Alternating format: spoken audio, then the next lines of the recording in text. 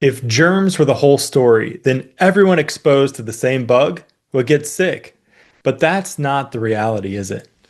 Some people get knocked out, other people barely a sniffle, and some never notice a thing.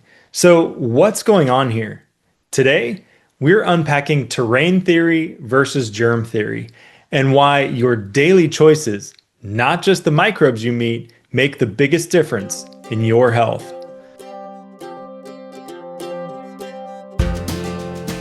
Welcome to the Discover Health podcast, where we explore the power of gut health, nutrition, and lifestyle to help you feel your best every day. I'm Dr. Josh Sharp, your guide on this journey to better digestion, more energy, and overall well-being.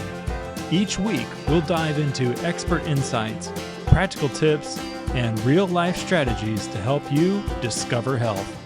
Ready to start discovering? Let's hit the trail. Welcome back to another episode of Discover Health Podcast. I'm your host, Dr. Joshua Sharp, and today we're talking about terrain theory versus germ theory. So let's look into those different theories.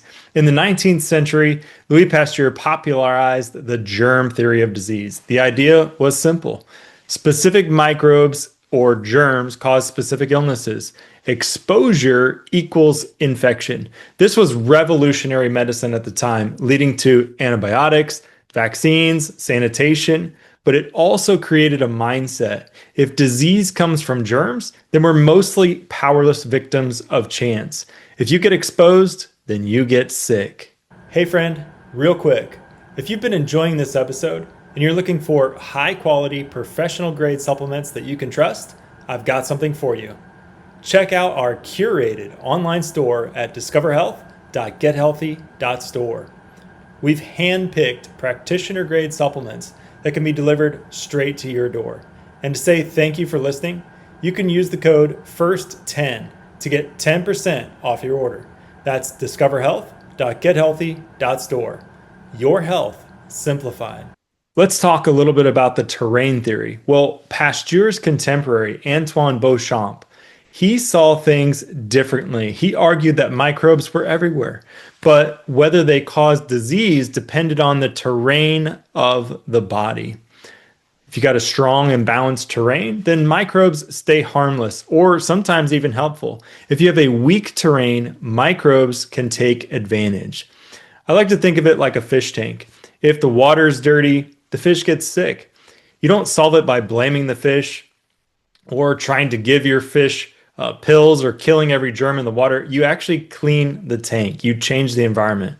Or think of a forest. There's fungi and insects all over the place. They're always present, but only the weakened trees get overrun.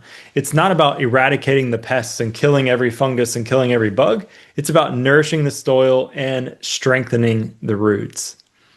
So currently, science is working to catch up a little bit, but mainstream science is going a little bit Beauchamp, but they're not going far enough, in my opinion.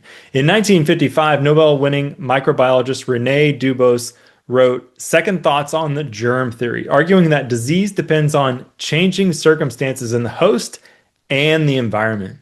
And a recent review in the Proceedings of the National Academy of Sciences concluded that infection outcomes depend on interplay of germ, host, and environment, not just the microbe alone.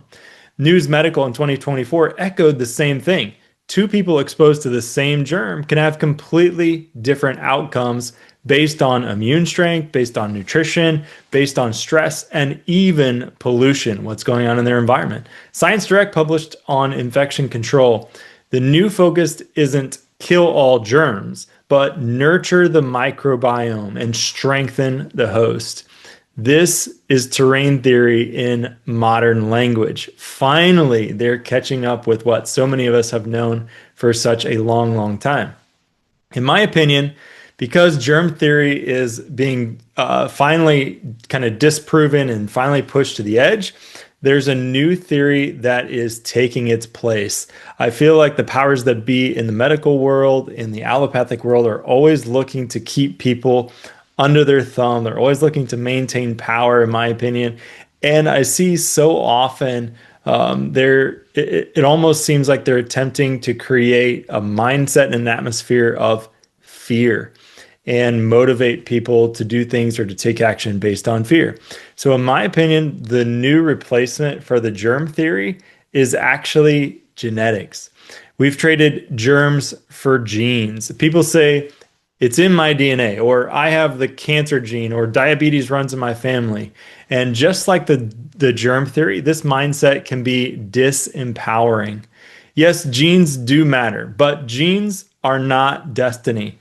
Epigenetics shows your environment flips those those genetic switches on or off. So depending on what's happening in your environment, those genes can be turned on or they can be turned off. Meaning, what happens in your terrain is actually more important than the gene itself. You can activate or inactivate that gene based on your environment. Think of your DNA like a library. Just because there's a book on the shelf doesn't mean you'll ever have to read it. Nutrition, toxins, stress, and even thoughts decide which books get opened. Or think of it almost like a gun. Genes can load the gun, but really the environment is what pulls the trigger. And that's why identical twins that have the same DNA can end up with totally different health outcomes if their terrains are different, even though they have the same genetics. So what should we take away with this? What does this all mean for you? It means that you're not powerless. You may not control every germ or the genes that you inherited, but you absolutely influence your terrain every single day. So here are 5 practical ways to strengthen your terrain. Number 1, and this is a simple one. Everyone probably knows this, but not many people follow through, and that is nourish your body. You should be eating whole, nutrient-dense foods to fuel your cells and your microbiome. Feed the good things. Give your body what it needs and stop giving it the things that it doesn't like and the things that it doesn't need. When you look at what's on the shelf in the grocery store, when you look at what might be on the shelves of your pantry or in your refrigerator, they're full of chemicals and colorings and preservatives, things that your body is not designed to handle, things that do not nourish or enhance your terrain in any form or fashion. They enhance the color, they enhance the food's ability to make you addicted to it. They enhance the food's ability to last on the shelf, but they don't enhance your health, unfortunately. Okay, so step number 2 is sleep deeply. Quality rest, quality sleep actually helps restore your immune function, helps with detoxification, it helps with healing and hormone balance. And if you're missing out on quality sleep, that is so vital to strengthening your body and strengthening your terrain and becoming more resistant to disease. Step number 3 is move your body. Daily movement builds resilience and detox capacity. It doesn't have to be anything super fancy. It doesn't have to be anything hardcore. Simply going for a walk, especially a walk in nature where you're around trees, where you're around green spaces, can make a huge, huge difference. Being in nature actually can activate your vagus nerve, which is the parasympathetic mode of your body. It's the biggest nerve in the body, and it activates this mode where your body goes into rest, to digestion, to healing, to better immune function or balanced immune function. And most importantly, for most of us, it actually brings down inflammation. One of its prime actions is reducing inflammation. For more on that, check out my podcast on the sympathetic versus parasympathetic nervous system. The title of that episode is called Who's in Charge, to figure out if you're in sympathetic dominance, which is like fight or flight stress response, or parasympathetic dominance, which is like rest and digest.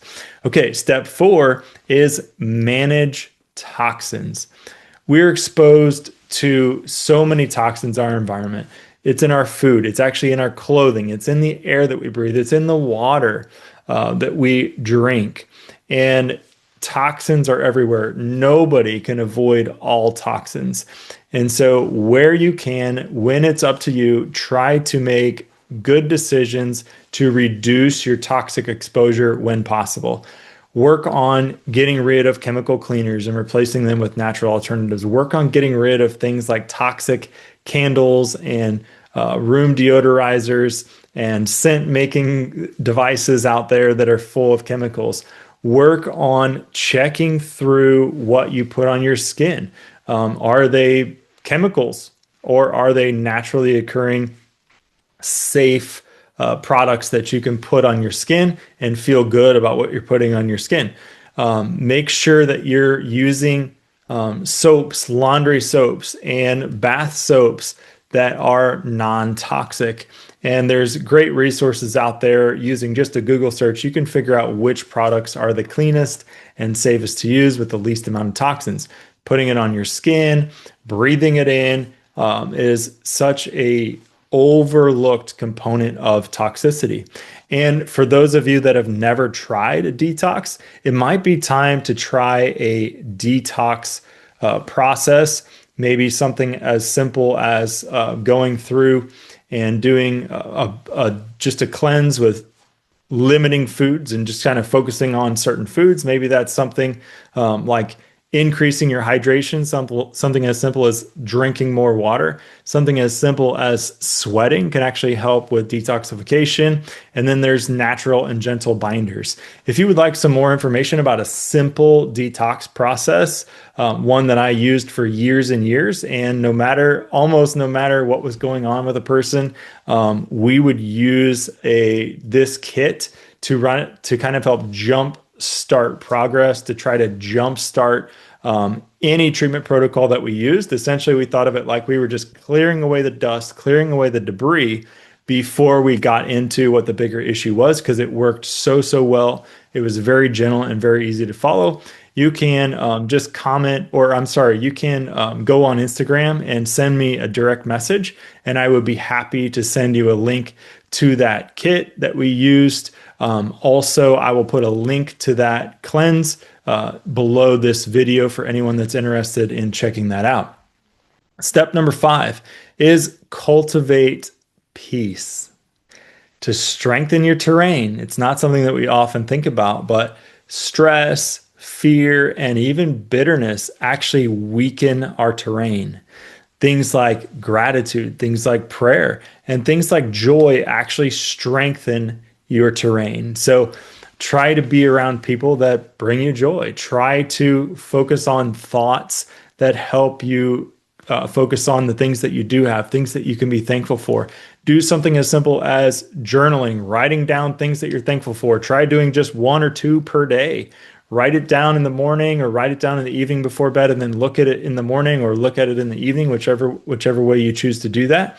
And try to get your mindset into an attitude of gratitude, which is the healthiest mindset. So these aren't glamorous quick fixes. They're daily things that you can do, daily stewardship.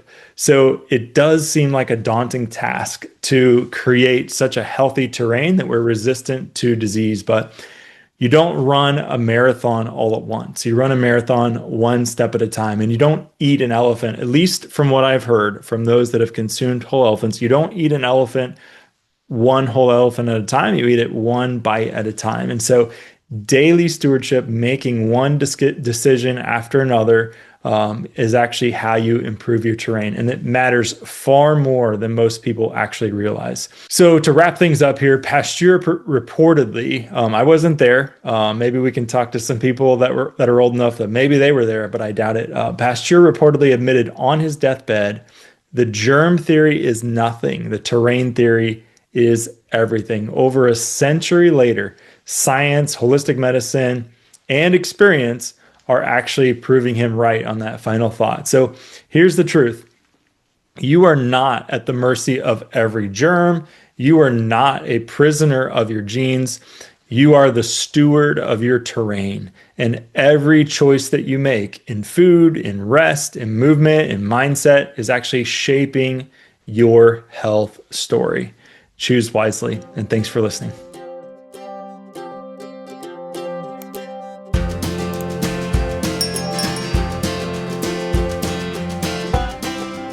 Thanks for tuning in to the Discover Health podcast. Remember, your health is a journey, not a destination. Keep exploring, and we'll see you next week.